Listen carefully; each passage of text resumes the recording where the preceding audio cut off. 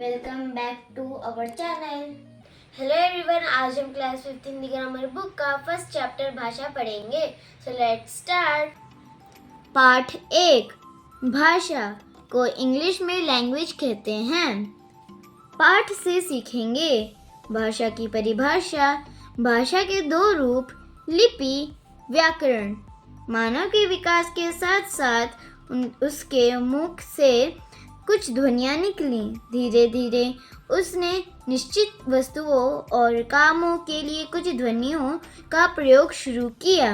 इन ध्वनियों की सहायता से भाषा का निर्माण हुआ।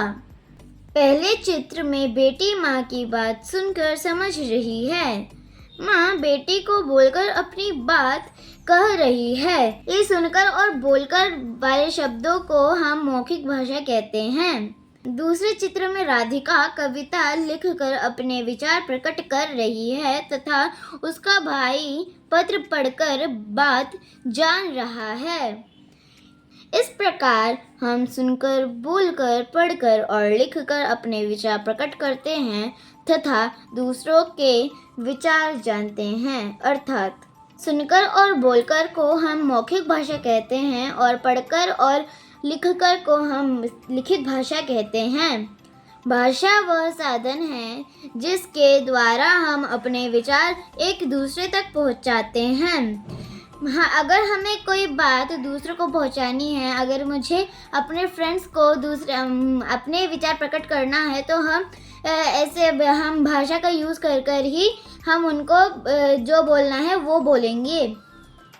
भाषा के 2 रूप हैं, भाषा मौखिक और लिखित। फर्स्ट, मौखिक भाषा को इंग्लिश में ओरल लैंग्वेज कहते हैं। मौखिक का अर्थ है मुख से निकली हुई।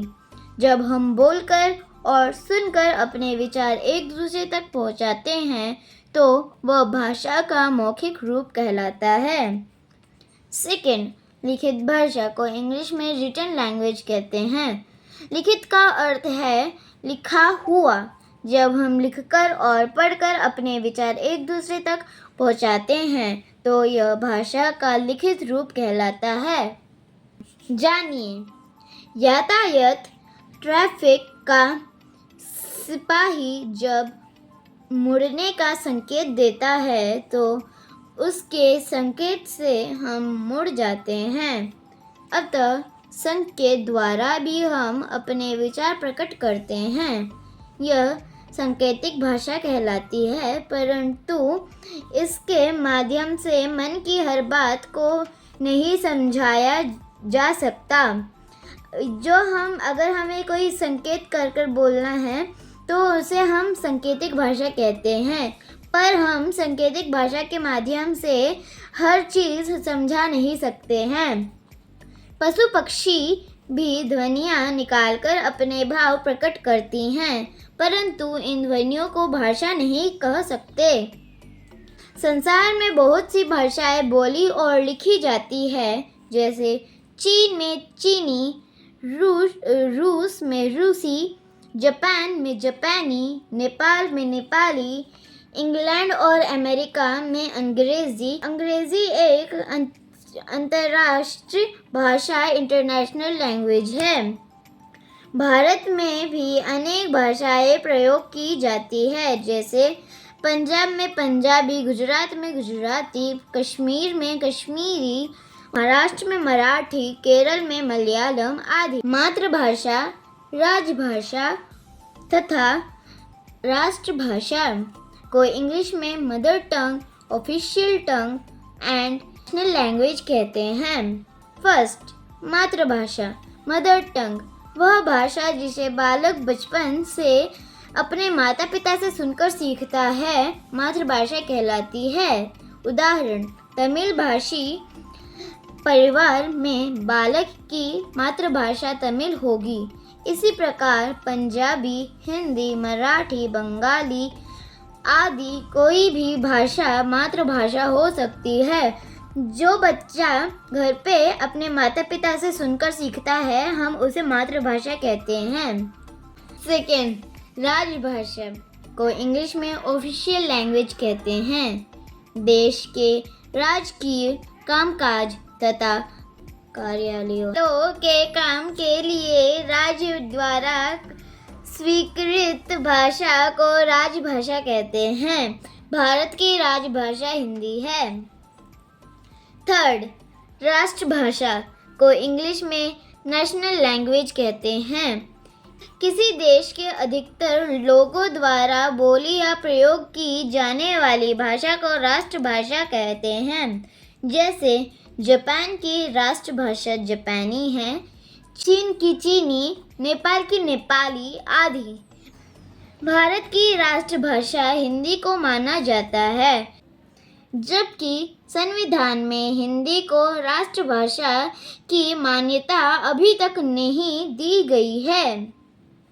संविधान के आधार पर यह आज भी राजभाषा ही है।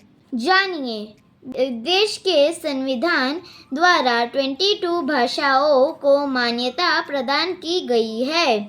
हिंदी, संस्कृत, असमिया, उर्दू, उड़िया, कन्नड़, कश्मीरी, कोंकणी, गुजराती, डोगरी, तमिल, तेलुगु, नेपाली, पंजाबी, बंगाली, बोडो, मणिपुरी, मराठी, मलयालम, मैथिली, सिंधी और संथाली।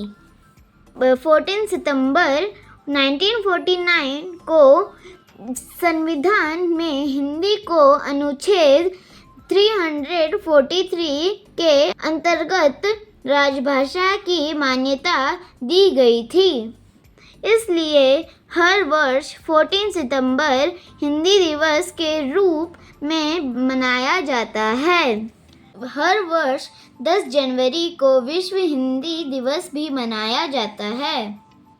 लिपि, स्क्रिप्ट, बोली जाने वाली हर ध्वनि को लिखने के लिए कुछ चिन्ह निश्चित किए गए हैं। इन्हीं चिन्हों के लिखने के तरीके को लिपि कहते हैं। विश्व एवं भारत की कुछ प्रमुख लिपियों व भाषाओं को जानिए। लिपि, भाषा, गुरुमुखी, पंजाबी, तमिल, फारसी, उर्दू।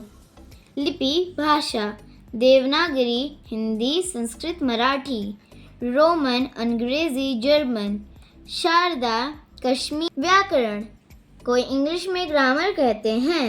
किसी भाषा को शुद्ध बोलने, पढ़ने तथा लिखने के लिए नियमों का ज्ञान हमें व्याकरण द्वारा होता है। ग्रामर में हम अपनी भाषा को शुद्ध करने के लिए यूज़ करते हैं। अगर हमें बोलना है बच्चा खेल रहा है, हम यह नहीं बोल सकते हैं कि बच्चा खेल रही है। तो यह सही करने के लिए हम व्याकरण का यूज़ करते हैं। जैसे मामा जी मेरे लिए रसगुल्ले लाई। यह वाक्य अशुद्ध है, शुद्ध वाक्य होगा मामा जी मेरे लिए रसगुल्ले लाए।